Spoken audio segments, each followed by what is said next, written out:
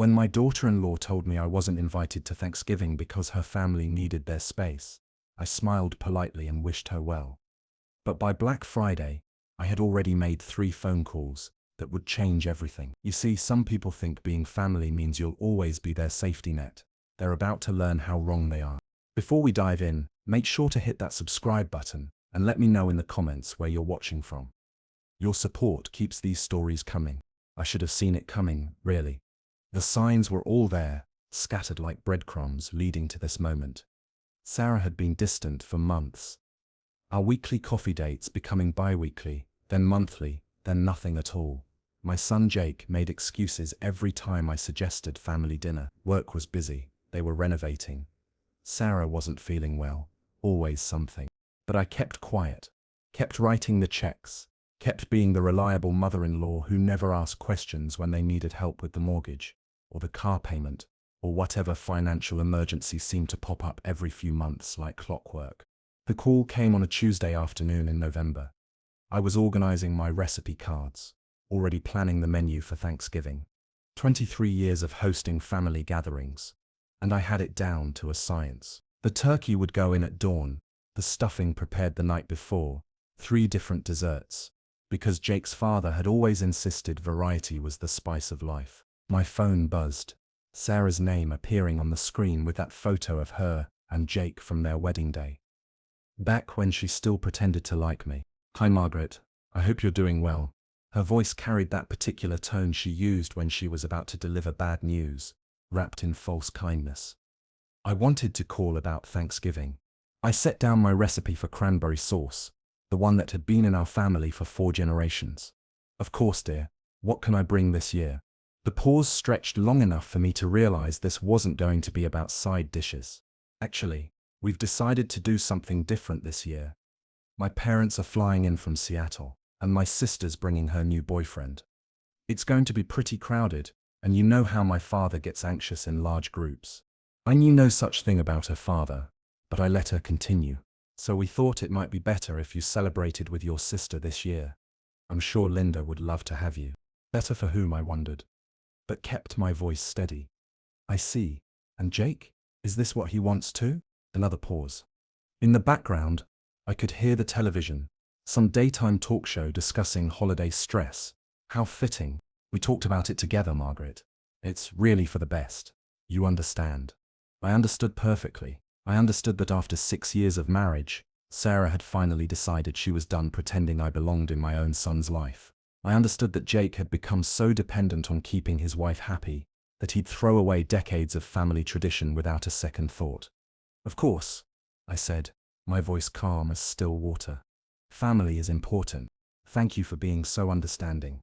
Maybe we can do lunch the weekend after." Maybe. Such a useful word when you wanted to sound accommodating, without making any real commitments. After she hung up, I sat in my kitchen surrounded by recipe cards and grocery lists, feeling something shift inside me like tectonic plates realigning. 23 years of holiday memories in this house. Jake's first solid Thanksgiving when he was barely old enough to sit in a high chair, mashed sweet potatoes smeared across his chubby cheeks. His teenage years when he'd invite friends who had nowhere else to go. The year after his father died when we held each other and cried between courses, but still managed to laugh at his dad's terrible jokes that I told in his memory. All of it reduced to an inconvenience because Sarah's father might get anxious. I walked to my home office and pulled out the thick manila folder I'd been keeping for the past 3 years. Bank statements, cancelled checks, credit card bills, every financial favor I'd done for Jake and Sarah, meticulously documented, because old habits die hard, and I'd learned long ago that family or not, money had a way of getting people's memories mixed up. The numbers were staggering, even to me. The down payment help when they bought their house. $15,000 from my retirement savings, because Jake's credit wasn't quite good enough, and Sarah insisted they needed to buy before interest rates went up. The kitchen renovation when Sarah decided the original appliances weren't suitable for entertaining. Another $12,000 on my credit card, because it was just temporary, just until Jake's bonus came through. Car repairs, medical bills, the vacation to Mexico because Sarah said they needed to reconnect as a couple. The numbers kept climbing, month after month, year after year, $67,000, more than some people made in an entire year, transferred from my account to theirs with nothing more than a thank you text and promises to pay me back someday. Someday never seemed to arrive. I pulled out my calculator and started adding up their monthly expenses based on what I knew about their lifestyle. The mortgage on the house I'd helped them buy, the car payments on both their vehicles, credit card minimums, utilities, insurance, Sarah's gym membership, and weekly nail appointments, Jake's golf club dues that he claimed were necessary for networking. Without my monthly contributions of $800 to $1,000, depending on what crisis had emerged, their carefully constructed lifestyle would crumble like a house of cards in a windstorm. I smiled, really smiled, for the first time in months. The first call I made was to my bank. Jennifer at customer service was helpful as always, walking me through the process of cancelling all automatic transfers to Jake and Sarah's accounts. 3 recurring payments that had been draining my checking account like a slow leak. Are you sure about this, Mrs. Thompson? These transfers have been active for over 2 years. I'm absolutely certain, I told her, watching November rain streak down my office window. Cancel them all, effective immediately. The second call was to my credit card company. The card that Jake and Sarah had been using for emergencies, the one where I generously agreed to add them as authorized users because family helped family. I need to remove 2 authorized users from my account, I explained to the representative. No, there hasn't been any fraudulent activity. Yes, I'm sure I want them removed today. The third call was the most satisfying. My lawyer, David Morrison, had been handling my affairs since before Jake was born. He'd drawn up my will, helped me navigate the insurance claims after my husband's death, and listened to my concerns about my son's financial dependence with the patience of a man who'd seen this story play out countless times. Margaret, his familiar voice carried genuine warmth. What can I do for you? I need you to draw up a loan agreement, David. Retroactive, covering all the money I've given Jake and Sarah over the past 3 years. With interest. There was a pause, the sound of papers shuffling. Are we talking about a significant amount? $67,000, plus interest at market rate from the date of each transaction. Another pause, longer this time. That's going to be quite a shock for them. Yes, I agreed, already feeling lighter than I had in years. I imagine it will be. What's the repayment timeline you're thinking about? I considered this carefully. Too short would seem vindictive. Too long would defeat the purpose entirely. 5 years, I decided. Monthly payments. And David, I want it delivered on Black Friday. I could hear the smile in his voice. Poetic justice. I like it. The next few days passed in a strange bubble of normalcy. Jake called once, his voice carefully casual, as he asked about my Thanksgiving plans. I told him I was looking forward to spending it with Linda, which was true enough. My sister had been delighted when I called to ask if I could join her family gathering. You know you're always welcome here, Maggie, she'd said, using the nickname only she was allowed to use. But what's this about? You haven't missed hosting Thanksgiving since Mom died. I gave her the abbreviated version, leaving out the financial complications. She listened with the patience of a woman who'd raised 3 children and knew that family dynamics rarely followed logical patterns. Sarah's never liked you much, has she? I don't think it's personal, I lied, because some truths were easier to swallow in smaller doses. Linda's laugh was sharp. Honey, everything about family is personal. The question is, what are you going to do about it? I smiled, watching the first snow of the season dust my backyard. I'm working on that. Thanksgiving Day dawned clear and cold, the kind of November morning that made you grateful for warm houses and full refrigerators. I dressed carefully in my emerald green dress, the one that brought out my eyes and made me feel like the woman I used to be before I became someone's convenient ATM. Linda's house buzzed with the controlled chaos of a family that actually enjoyed each other's company. Her 3 kids, all grown now with children of their own, moved through the kitchen like a well-rehearsed dance. Someone was always stirring something. Someone else was setting the table. Laughter punctuated the steady rhythm of chopping and mixing. This is what Thanksgiving was supposed to feel like, I realized. Not the careful tension of wondering whether I'd said the right thing or bought the right wine, or somehow embarrassed my son's wife with my presence. Aunt Maggie, Linda's youngest grandson, Tommy, launched himself at my legs with the enthusiasm of a 7-year-old who hadn't yet learned that adults required more reserved greetings. I hugged him back, breathing in the scent of his strawberry shampoo, and thinking about all the grandchildren I might never have, because Jake was too busy managing his wife's moods to think about expanding the family. "Did you bring the photo album?" he asked, bouncing on his toes. "The one with all the old pictures of Daddy when he was little." I had indeed brought the photo album, the one Linda's middle son loved to torture his father with every holiday. Pictures of a gap-toothed kid in unfortunate haircuts and questionable fashion choices, preserved for posterity and family embarrassment. "It's in my purse," I whispered, conspiratory. "But let's wait until after dinner to spring it on him." Tommy giggled and ran off to report this news to his cousins, and I felt something warm settle in my chest. This was what family was supposed to be. People who wanted you there, who made space for you not because they had to, but because life was better with you in it.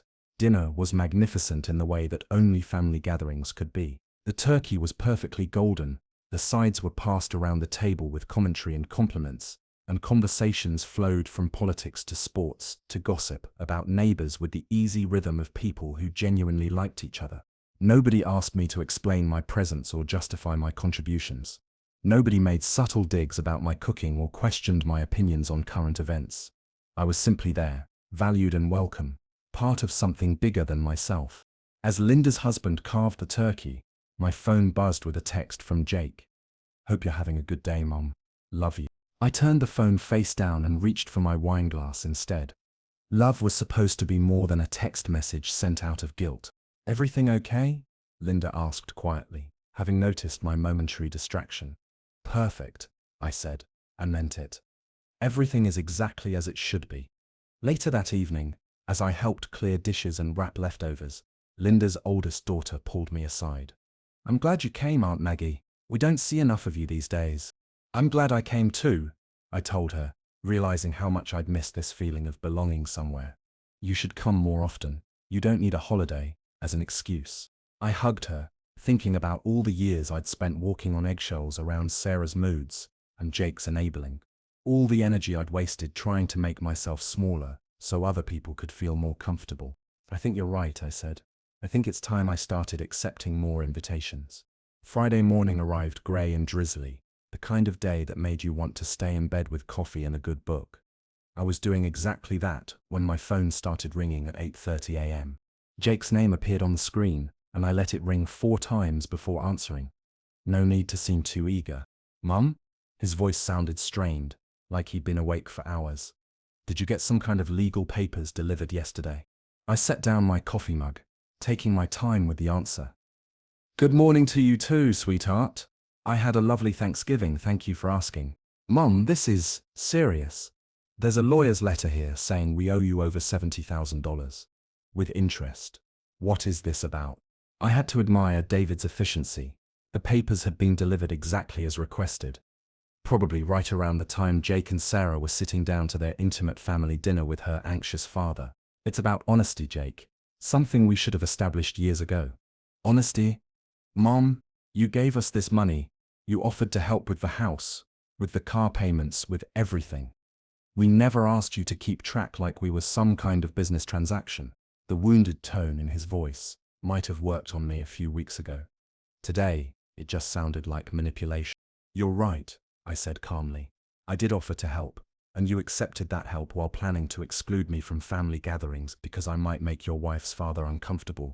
Silence stretched across the connection. In the background, I could hear Sarah's voice, high and agitated, though I couldn't make out the words. "That's not what this is about," Jake said finally, but his voice lacked conviction.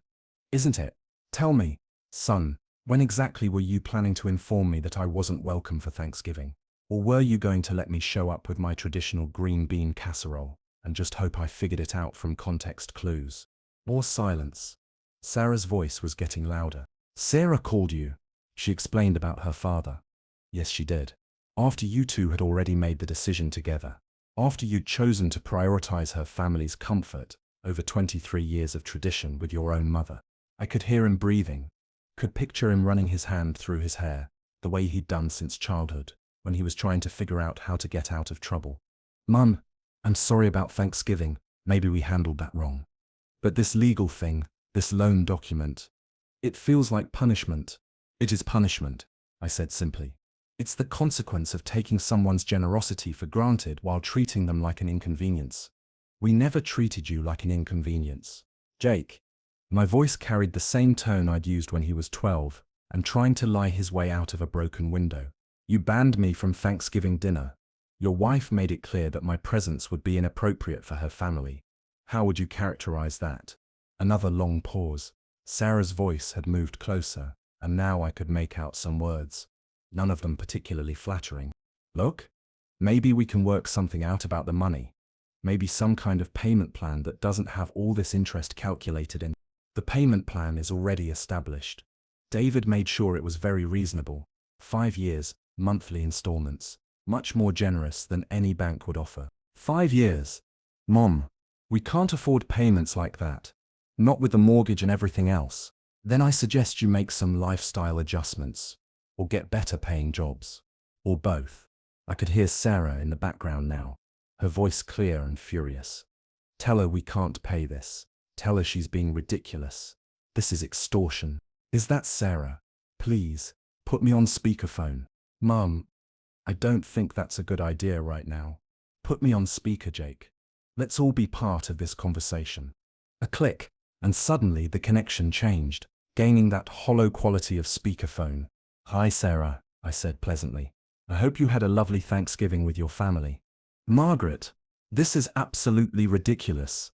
Her voice dripped with the kind of condescension she'd perfected over 6 years of marriage to my son.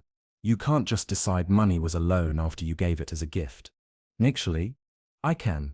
Especially when the gifts came with the understanding that I was part of the family.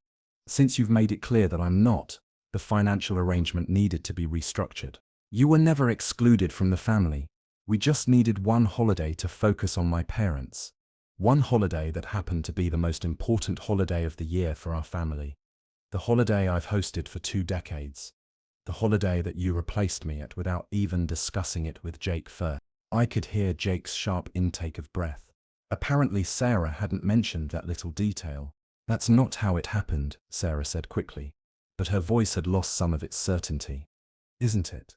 Jake, did you know that Sarah had already made plans with her family before she called to uninvite me?" The silence stretched long enough for me to sip my coffee and watch a cardinal land on my bird feeder outside the kitchen window. "Sarah." Jake's voice was quieter now, confused. "It doesn't matter how it happened," Sarah snapped. "What matters is that your mother is trying to destroy our marriage over a holiday dinner." "I'm not trying to destroy anything," I said calmly. "I'm simply establishing boundaries. If you want to treat me like a business relationship instead of family, then we'll operate like a business relationship." "This is insane. Jake, you can't let her do this to us." "Do what?" "Ask for repayment of money that was borrowed? Money that enabled you to live in a house you couldn't afford and maintain a lifestyle that was beyond your means. We never asked you to keep track of every penny." "No, you didn't. You just assumed I'd keep writing checks forever, while you decided when and whether I was welcome in my son's life." I could hear movement, footsteps across what was probably their kitchen floor, the kitchen I'd helped them renovate, with $12,000 from my credit card. "Jake, say something," Sarah demanded. But Jake was quiet, and I could picture him processing everything he'd just learned. That his wife had made holiday plans without consulting him. That she'd uninvited his mother from a tradition that predated their relationship by decades. That his mother had been keeping careful track of her financial contributions because she'd learned, over years of experience, that family generosity was rarely remembered as clearly as family slights. "The payment schedule is very reasonable," I continued into the silence. "David calculated it based on current interest rates, and the monthly amount is actually less than what I was contributing to your household budget anyway." "Our household budget?" Sarah's voice had gone shrill. "You weren't contributing to our budget. You were helping us through temporary difficulties. Temporary difficulties that lasted 3 years and totaled $67,000. That's not temporary, Sarah. That's dependency. And dependencies come with obligations." "What obligations?" "The obligation to treat the person helping you with respect and consideration. The obligation to include them in family decisions that affect them. The obligation to remember that kindness isn't the same thing as stupidity. I stood up and walked to my kitchen window, watching neighbors rake the last of autumn's leaves. Normal people doing normal things. Probably not having conversations about loan documents over Black Friday coffee. I have a proposal, I continued. You can continue making the payments as outlined in David's letter, or you can invite me to Christmas dinner and we can renegotiate the terms. That's blackmail, Sarah said immediately. No, that's a choice. Business relationship with business terms, or family relationship with family considerations. And if we can't make the payments, then you'll need to make some difficult decisions about your lifestyle. Sell the house perhaps. Get rid of the expensive car payments. Cancel the gym memberships and golf club dues. Live within your actual means instead of the means I was subsidizing. The silence stretched long enough for me to refill my coffee mug and settle back into my reading chair. Christmas, Jake said finally. You want to come to Christmas dinner. I want to be included in family celebrations the same way I was before your wife decided I wasn't good enough for her parents. That's not what happened. Then what did happen, Jake? Explain to me how uninviting your mother from Thanksgiving in favor of people you see twice a year was about anything other than my not being good enough. More silence. Sarah had stopped making noise in the background, probably realizing that the more she talked, the deeper the hole became. Christmas, Jake repeated, like he was trying out the word. Christmas Eve dinner, Christmas morning brunch, whatever your normal tradition is. I want to be part of it, like family. And if we do that, you'll tear up this loan document. I'll reduce the principal by half and eliminate the interest. You'll still owe me for the money, because that's the reality of what happened here, but the terms will be much more manageable. This is ridiculous, Sarah muttered, but her heart wasn't really in it anymore. Think about it, I told them. You have until Monday to decide. David's office will be expecting your answer. I hung up before they could respond, feeling lighter than I had in years. Outside my window, the cardinal had been joined by his mate, both of them bright spots of color against the grey November morning. My phone stayed quiet for the rest of the day, which was exactly what I'd expected. Jake and Sarah would need time to process what had happened, time to argue and blame, and eventually come to terms with the fact that their financial safety net had just acquired strings. I spent Saturday cleaning out closets and Sunday reading a book I'd been meaning to get to for months. Simple, peaceful activities that reminded me how much I'd missed having time to myself. Monday morning arrived with Jake's call right at 9 a.m. Mum, we'd like you to come to Christmas dinner. I smiled, settling back in my kitchen chair with my first cup of coffee. I'd like that too, sweetheart. And you'll adjust the loan terms? As promised, principal reduced by half, no interest. David will draw up the revised documents. Thank you. You're welcome. And Jake? Yeah, Mum? This year, I'll bring the green bean casserole. And the cranberry sauce. And probably dessert too, because I suspect Sarah's going to be too busy adjusting to our new family dynamic to worry about cooking. I could hear him smile finally. I'd like that. I've missed your cooking. Good. Because I've missed cooking for people who actually appreciate it. After he hung up, I called David to let him know about the revised terms. Then I called Linda to thank her again for Thanksgiving, and to let her know that Christmas was back on track. I'm proud of you, Maggie, she said, and I could hear the genuine admiration in her voice. It's about time you stood up for yourself. It feels good, I admitted. Scary, but that's how you know you're doing the right thing. When it scares you but feels right anyway. I looked around my kitchen, at the recipe cards I'd started organizing again, at the holiday planning notebook where I'd already started sketching out Christmas menu ideas. This house would host a family gathering again, but this time it would be on my terms, with people who wanted to be here, who understood that love wasn't just a word you said, but something you demonstrated through your choices.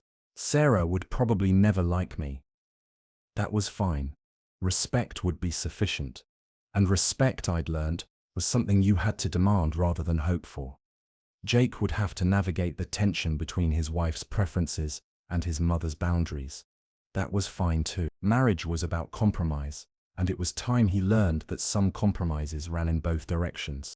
As for me, I had a Christmas dinner to plan and a relationship with my son to rebuild. This time, though, it would be built on honesty rather than obligation. on genuine affection rather than financial dependency.